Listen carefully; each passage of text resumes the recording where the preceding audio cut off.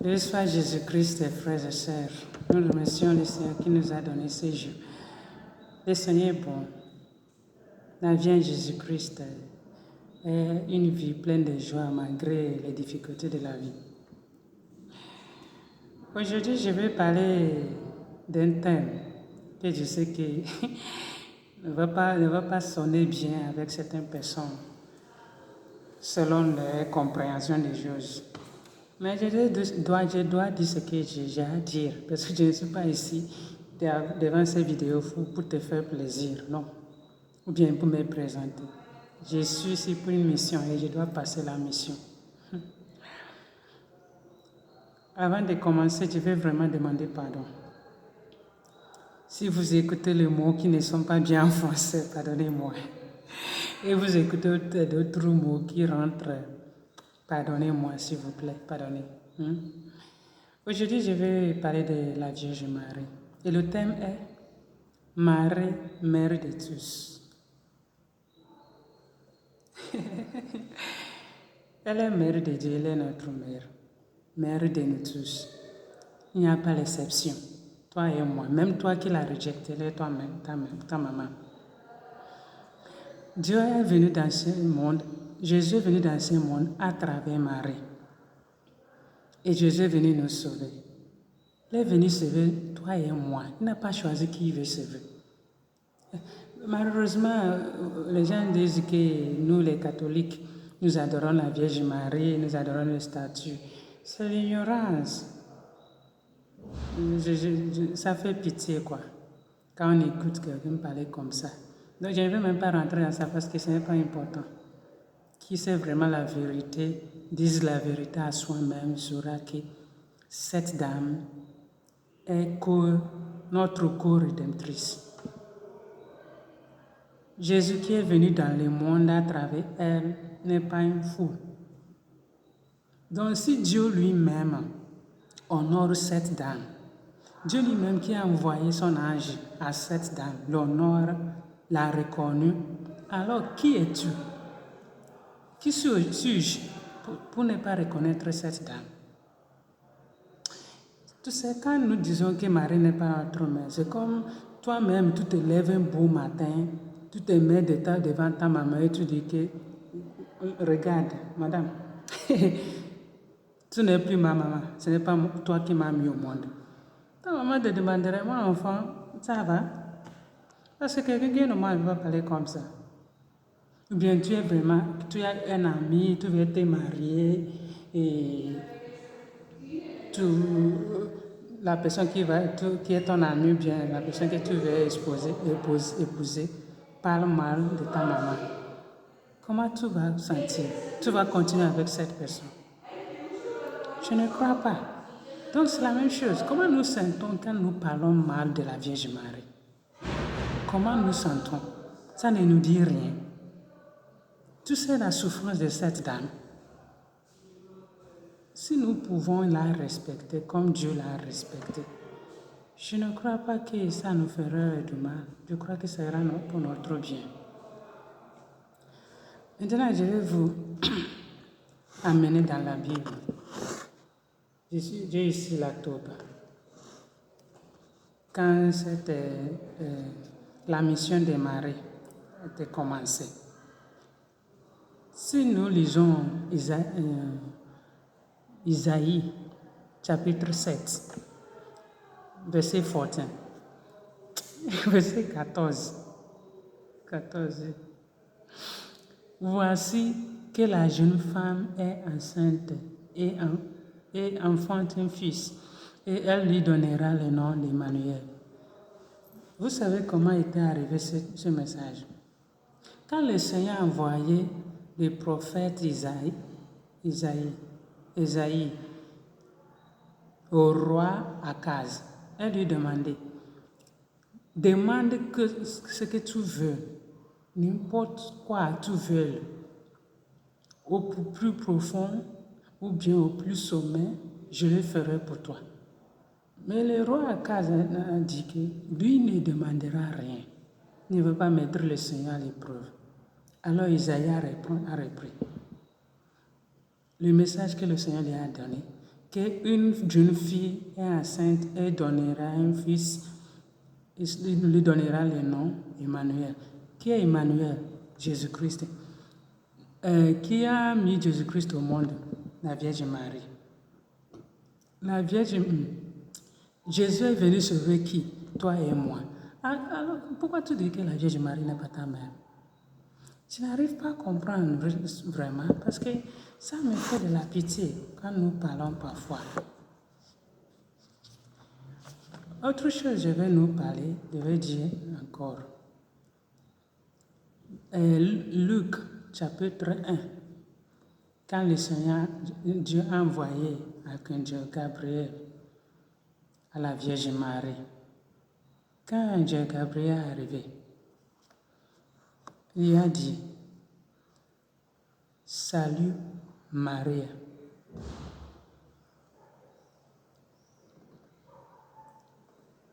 Quand vous prenez votre Bible pour le lire,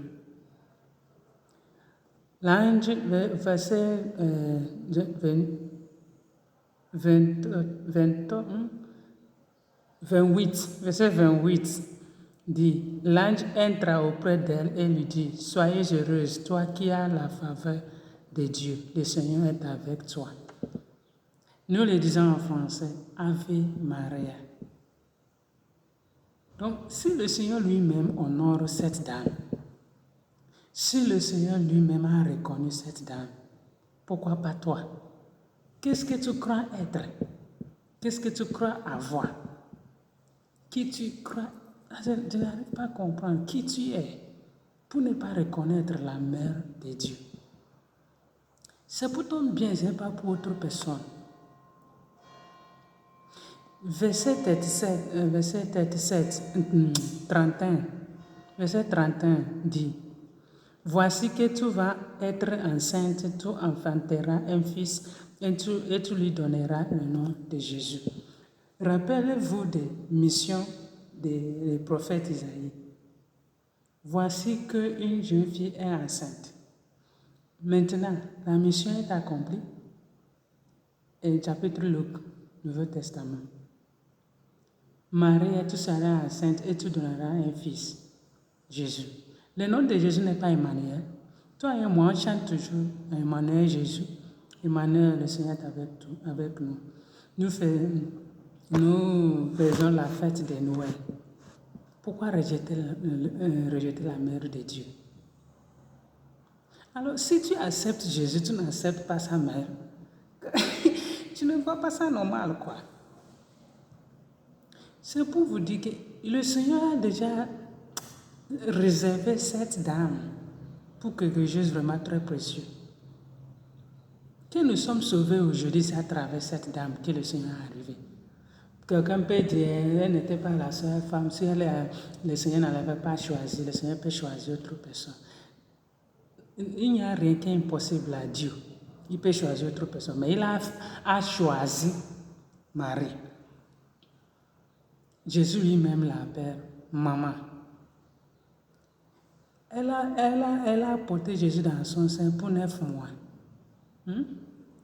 Jésus a traité son sein à manger sous ses cuisses. C'est dit. Donc, tu vois, Jésus ne peut rien faire sans cette dame-là. Vous vous rappelez des miracles Jésus a fait noces de Cana à travers elle. Mais je ne vais pas encore parler de la présence de Marie. C'est juste pour nous dire que Marie nous aime. Marie nous veut du bien. Marie cherche toujours à nous rapprocher de Dieu. Il faut l'accepter seulement. Maintenant, je vais nous amener encore. Jean chapitre 19, versets 26 et 27. Voyant ainsi sa mère et près d'elle le disciple qu'il aimait, Jésus dit à sa mère, femme, voici ton fils. Il dit ensuite au disciple, voici ta mère. Et depuis cette heure-là, le disciple l'a pris chez lui. Qui est sa mère? La Vierge Marie. Au pied de la croix, la souffrance. la souffrance qui a commencé quand elle a reçu le message de l'ange. Je ne veux pas encore parler de la douleur de la Vierge Marie. Cette souffrance qui a continué jusqu'à la croix. Qui est Jean, son disciple, qui nous représente nous tous. Jean n'est pas de l'Église catholique. Jean nous représente nous tous qui sommes ici dans ce monde. Pourquoi pas raisonner un peu avec le miracle que le Seigneur fait à travers cette dame. Tu ne fais aucun bien à quelqu'un, non. Tout ce que tu fais dans ce monde, c'est pour toi. Si tu l'acceptes, c'est pour ton bien. Tu ne l'acceptes pas, c'est toi qui sais. Mais je sais les miracles, les grâces, les choses que cette dame a fait dans la vie. Je sais qu'elle le fait, elle le fera encore. Je parlerai d'elle partout. Même si je veux mourir en parlant d'elle, je le ferai. Parce que je ne sais pas comment sera ma vie aujourd'hui si ce n'est pas elle, son intercession, sa présence. Elle m'a tenu forte. Frères et sœurs, je vais vous défier. Je ne sais pas si ce mot c'est juste ou bien c'est les paroles prouvées. Je ne sais pas les paroles. Il faut faire confiance à la Vierge Marie. Il faut essayer. Voilà, il faut essayer. Demande l'intercession de la Vierge Marie. Même si tu n'es pas catholique, même si tu n'es pas chrétien, il faut essayer. Si tu as un problème, il faut essayer. Il faut l'appeler. Même si tu ne sais aucune prière de la Vierge Marie, au moins tu sais que Marie, Mère de Dieu, tu peux aussi dire prie pour moi. Même si c'est seulement ces paroles-là, dis-le avec ton cœur. Dis-lui de venir te sauver. Je t'assure, toi-même tu vas recourir à chercher comment rapprocher plus. Il faut faire confiance à la Vierge Marie et tu vas voir que tu ne seras jamais déçu. Je le mets devant vous. Il faut essayer vraiment de le faire un peu de confiance. Un peu seulement. Et tu verras le miracle qu'elle fera. Donc, mes frères et sœurs, pour ne pas prendre beaucoup de votre temps, je voudrais vraiment que vous réfléchissiez sur votre compréhension de la Vierge Marie comme notre mère. Priez au Seigneur de son esprit pour qu'il vous éclaire, pour qu'il vous aide à comprendre. Nous devons vraiment demander pardon à la Vierge Marie de tout le temps nous avons parlé mal d'elle. Parce que si nous faisons quelque chose mal à notre maman, nous demandons à nos mamans biologiques pardon quand nous faisons quelque chose qui ne leur a pas plu. Ou bien, donc si toi-même tu fais attention pour ne pas blesser ta maman, ne pas dire quelque chose pour offenser ta maman, tu cherches à lui faire plaisir, à lui rendre content, pourquoi pas la mère de Dieu? Pourquoi pas la mère de Jésus? Il faut essayer à chercher à faire plaisir à la Vierge Marie. Tu vas voir comment elle va te combler avec des grâces. Donc, frères et sœurs, je n'ai plus beaucoup de choses à dire, vous le savez tous. Mais je vais vous encourager vraiment. Prends Marie au sérieux. Prends-la au sérieux. Elle nous aime. Elle cherche notre bien. Si elle est la mère de Dieu et nous croyons qu'elle est la mère de Jésus-Christ, ça veut dire qu'elle est notre mère. Nous ne pouvons rien faire pour changer ça. Donc si tu l'acceptes ou tu ne l'acceptes pas, ça ne change rien à elle. Seulement qu'elle souffre quand elle voit ses enfants d'espèces comme ça. Donc je demande au Seigneur de vous accorder son esprit pour que vous puissiez comprendre et apprécier sa mère. Pour que vous puissiez reconnaître la Vierge Marie. Pour que vous puissiez l'honorer comme Dieu lui-même l'a honoré.